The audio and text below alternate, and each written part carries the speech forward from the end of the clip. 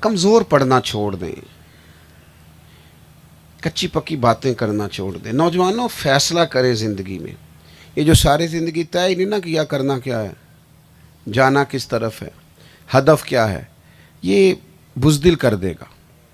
اپنے آپ کو مضبوط کریں، اپنے اندر سے جتنی کمزوریاں ہیں، یہ جو اللہ خیر کرے بلی رستہ کاٹ گئی اور مجھے پیچھے سے آواز کیوں دی، اور جناب وہ مجھے ایک دوست کہنے لگے کالی بلی میرا رستہ، فون کیا باقاعدہ، اور سیاںا بندہ ہے پڑھا لکھا ہے، بلی میرا رستہ کاٹ گئی، کچھ ہوتا تو نہیں؟ میں کہ یار میرا روز کالیاں گڈیاں بڑا راہ کٹ دیاں نے، میں نے تو کچھ نہیں ہوا ہے کدی۔ عجیب آپ نے ذہن بنا لیا ہے خدا کے بندو، مومن طاقتور ہوتا ہے۔ آپ کہاں الجھے ہوئے، کس جگہ آپ جا کے آپ نے ذہن بنا لیا؟ وہ ایک بادشاہ تھا نا، تو کہتا تھا سویرے سویرے کو میرے متھے لگ جائے تو میرا کام نہیں ٹھیک ہوتا۔ شکار پہ جا رہا تھا تو ایک غریب آدمی متھے لگ گیا، اس نے پکڑ کے باندھ دیا درخت سے۔ اس نے کہا تمہیں پتہ نہیں پابندی ہے میرے رستے میں کسی نے نہیں آنا، میں شکار کھیلنے جا رہا ہوں۔ 2 سپاہی بھی کھڑے کر دیے کہ شام تک اگر شکار ٹھیک ہوا تو اسے آزاد کر دیں گے، ورنہ اس کو سزا دینی ہے، کوڑے مارنے۔ بادشاہ کا شکار اس دن بڑا ہی اچھا ہوا۔ بادشاہ واپس آ کے کہنے لگا میرا شکار بڑا اچھا ہوا ہے، ورنہ میرے کو متھے لگ جائے تو دن ٹھیک نہیں گزرتا، دن بڑا اچھا گزرا لہذا تجھے آزاد کرنا ہے، اگر شکار ٹھیک نہ ہوتا تو تجھے کوڑے لگنے تھے۔ تو کہتے ہیں نا تنگ آمد بجنگ آمد، بندہ تنگ آ جائے پھر جنگ کرتا ہے، تو وہ بھی بڑا تنگ تھا، صبح سے دھوپ میں بندھا ہوا تھا۔ اس نے کہا مر تو جانا ہی ہے، آج بادشاہ کی تربیت کر کے مرنا ہے، اسے سبق دے کے مرنا ہے۔ کہنے لگا بادشاہ سویرے تو میرے متھے لگا تھا، تیرا دن تو بڑا اچھا گزرا ہے، پر میرا بڑا برا گزرا ہے، لہذا اب یہ بتا کہ منحوس میں ہوں کہ تو ہے؟ تو ہر ایک کو نحوست والا سمجھتا ہے، میرا تو دن بڑا خوفناک گزرا ہے۔ میرے بھائیوں یہ وہم، یہ اوہام پرستی، یہ طرح طرح کا خوف، یہ ڈر، اس کو نکالو اپنی زندگی سے، طاقتوروں کی طرح جیو۔ جنگ بدر میں نا ابو جہل نے جاسوس بھیجے، اس نے کہا ذرا پتہ تو کرو مسلمان کتنے ہیں۔ میں نے بس بات کو اب سمیٹ دینا ہے، میں اپنا مضمون آپ کو سنا چکا، لیکن میرا دل ہے کہ آپ اٹھے نہ، آگے پیچھے نہ ہو، میری بات توجہ سے سنیں۔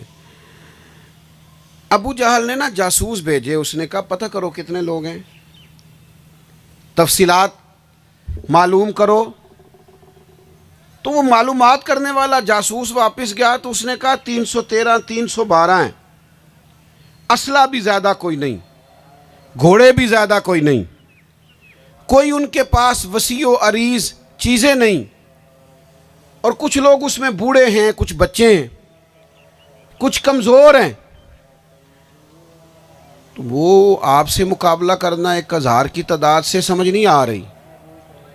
تو ابو جہل کہنے لگا اس طرح کرو، ان سے جنگ کیا کرنی ہے، انہیں گھوڑوں کی پشتوں پہ باندھ کے لے چلتے ہیں۔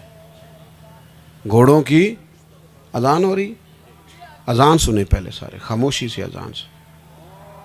تو ان سے جنگ کیا کرنی ہے، تھوڑے سے تو لوگ ہیں، انہیں گھوڑوں اور اونٹوں کی پشتوں پہ باندھ کے نہ تو لے چلتے ہیں مکے، وہاں جا کے دیکھیں گے۔ تو وہ جاسوس کہنے لگا سردار بات تو پوری سن لے۔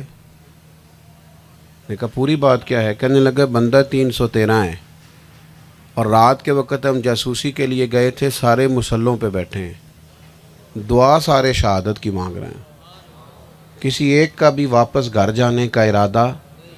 یہ جب سوچ ہوتی ہے نا کہ ہم تو اللہ کے راستے میں جان دے دیں گے، یعنی جان کس کی ہے؟ اللہ رسول کی دی ہوئی ہے نا۔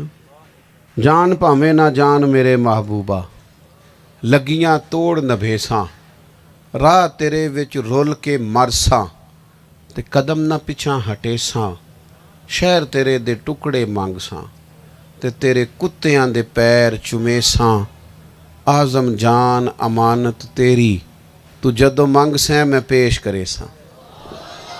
جب امانت تیری ہے تو جب تو مانگے گا دے دیں گے۔ یہ جب شہادت کی آرزو کرتے تھے نا صحابہ، شہادت کی آرزو، میری طرف دیکھیے گا، شہادت کی آرزو کرتے تھے نا، تو وہ طاقتور لوگ تھے جو اللہ سے شہادت مانگتے تھے۔ یعنی ہر روز حضرت عمر مسجد نبی میں یہ دعا مانگتے تھے، اللہم ارزقنا شہادتاً فی سبیلک، اے اللہ اپنے رستے میں شہادت کی موت عطا فرما۔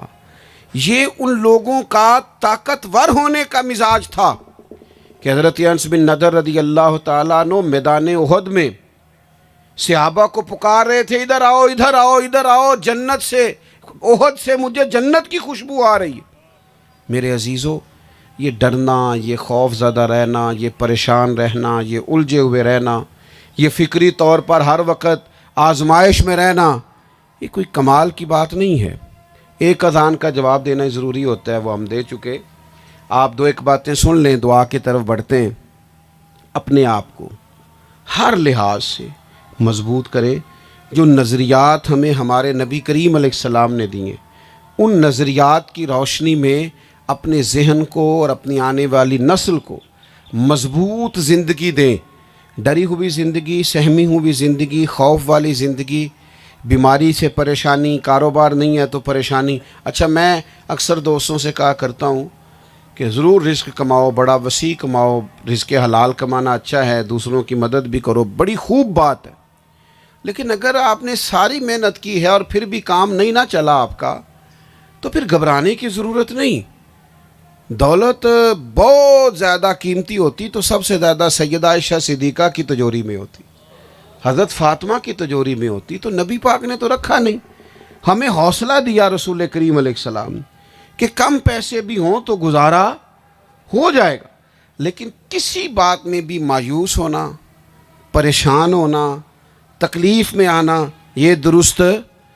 اور جو آخری پیغام آپ کو دینا ہے وہ یہ ہے کہ اگر زندگی بڑی غلطیوں میں بھی گزری ہے نا،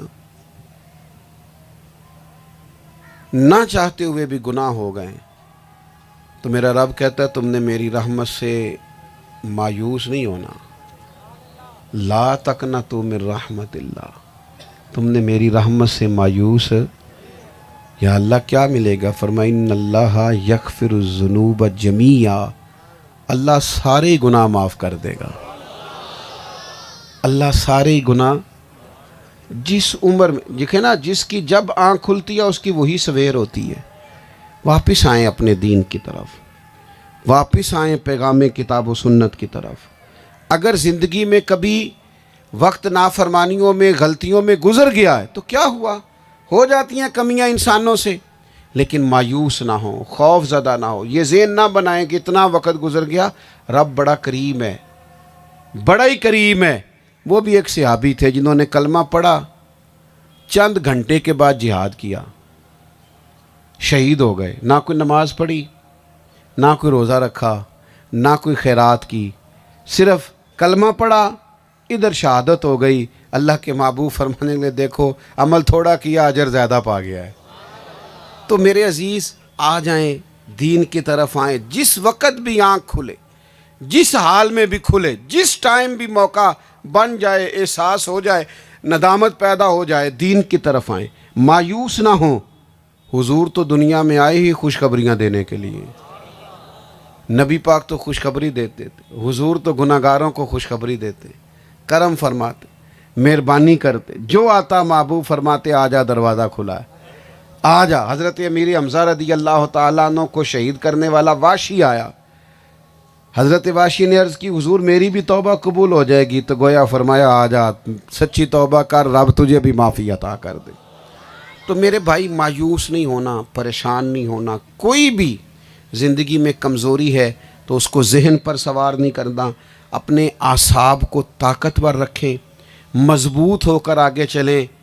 اپنے بچوں کے سامنے کبھی کوئی بزدلی والی بات نہ کریں، کبھی بھی، کبھی ان کو نہ کہیں کہ اسی ماڑے لوگوں کہاں اسی تے نہیں نہ آگے جا سکتے، وہ ہمارا تو بچہ نہیں نا۔ یہ اپنے بچوں کو بزدل، کمزور، مایوس نہیں بنانا۔ انہیں کہ بیٹے محنت کریں، جو محنت کرتا ہے اللہ تعالیٰ اس کی مدد کرتا ہے، جو محنت کرتا ہے اللہ اسے نواز دیتا ہے، جو محنت کرتا ہے اللہ تعالیٰ اسے عطا کرتا ہے۔ تو میرے عزیز، ہر طرح سے اپنے آپ کو طاقتور رکھیں، یہی حضور کی دی ہوئی تعلیم ہے اور یہی نبی پاک کا دیا ہوا عقیدہ ہے۔ اللہ سمجھنے کی توفیق دے۔ اللہم صلی علی سیدنا و مولانا محمد۔